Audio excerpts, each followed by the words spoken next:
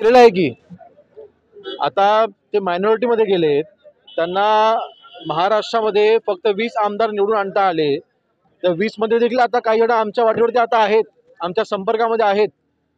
ते 20 देखील राहणार नाहीयेत. पुढच्या वर्षभराच्या आतमध्ये संपूर्णपणे संपणार आहेत. एकदा मुंबई महानगरपालिकेच्या निवडणुका झाल्या, ह्या मुंबई महानगरपालिकेच्या निवडणुकीचा निकाल लागला की उद्धवजी ठाकरे आणि आदित्यजी ठाकरे, संपूर्ण ठाकरे परिवार हे भारत देश सोडून ह्यांना लंडनला त्यांच्या घरी जावं लागेल. भारतरत्न द्यावं बाळासाहेब ठाकरेंना अशी मागणी त्यांच्याकडे होते. संजय राऊतांनी आवाहन केलं. आणि बघा, खरं तर वंदनीय बाळासाहेबांच्या बाबतीमध्ये त्यांना भारतरत्न द्या ही मागणी करायची देखील त्यांना आज अधिकार राहिलेला नाहीये. शेवटी जे बाळासाहेबांचे विचार होते, ज्या विचारांसाठी ते भारतरत्न मागतायत, तेच विचार तुम्ही सोडलेत ना. मग हा अधिकार तुम्हाला राहिलेला नाही. आणि वंदनीय बाळासाहेबांची स्वप्न पूर्ण करण्याचं काम हे पंतप्रधान नरेंद्र मोदी साहेबांनी केलंय. 370 कलम ते त्यांनी हटवलं. आज काश्मीरमध्ये आज भारताचा तिरंगा झेंडा फडकतोय, याचा अभिमान आज आम्हाला संबंध देशभर आला आहे.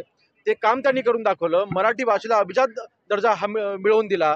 मला वाटतं वंदनीय बाळासाहेबांनी पाहिलेली स्वप्न ही नरेंद्र मोदी साहेब पूर्ण करतायत.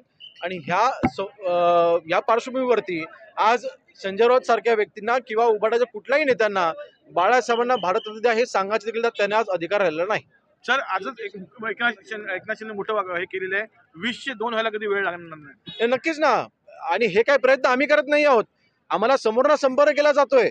आता मी काही लोकांची नावं घेणार नाहीत, परंतु आज तिथे आदित्यजींसोबत असलेल्या युवा सेनेमधले काही पदाधिकारी असतील, त्यांच्या उभाटामध्ये काम करत असलेले त्यांचे काही आमदार असतील, काही खासदार असतील, काही त्यांचे अनेक पदाधिकारी देखील अगदी जिल्हा प्रमुखांपासून विभाग प्रमुखांपर्यंत आम्हाला समोर संपर्क करतायत की होय, तुमचा निर्णय योग्य होता, आम्हाला आता तुमच्यासोबत जोडायचं आहे. म्हणून मला वाटतं पुढच्या 6 महिन्यामध्ये प्रचंड मोठे बदल आपल्याला ह्या महाराष्ट्रामध्ये आपल्याला पाहायला मिळतील. धन्यवाद.